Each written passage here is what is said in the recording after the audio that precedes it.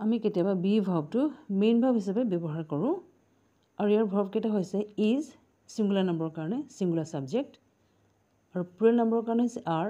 plural subject present টেন্সত যেনে ধৰা she be a teacher ইয়াত কোৱা হৈছে যে তাই এগৰাকী টিচাৰ হয় এতিয়াও হৈ আছে প্ৰেজেন্ট টেন্সত গতিকে আমি ইয়াত ইজ লগাম কাৰণ সাবজেক্টটো ইয়াত সিঙ্গুলাৰ নম্বৰত আছে এগৰাকী কথা কৈছোঁ ঠিক আছে তো she is a teacher আৰু ইয়াত হৈছে they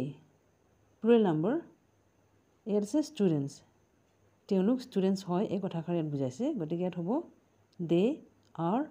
students প্ৰেজেন্ট টেন্সত আৰু ইজৰ পাষ্ট হৈছে was আৰু পাষ্ট টেন্সত ইজ ভাৰ্বৰ পাষ্ট হৈছে was আৰ ভাৰ্বৰ পাষ্ট হৈছে were singular number plural number গতিকে আমি যদি ইয়াত পাষ্ট টেন্সটো বুজাবলৈ বিচাৰোঁ বি ভাৰ্বটো ইউজ কৰি তেনেহ'লে she a teacher তাই এগৰাকী টিচাৰ আছিল আছিল শব্দটো বুজাবলৈ আমি ইয়াত কি লগাম ইয়াতে was she was a teacher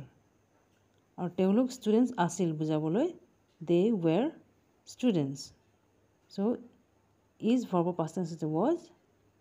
singular number আৰু পাষ্ট টেন্স হৈছে were প্লুৰেল নম্বৰ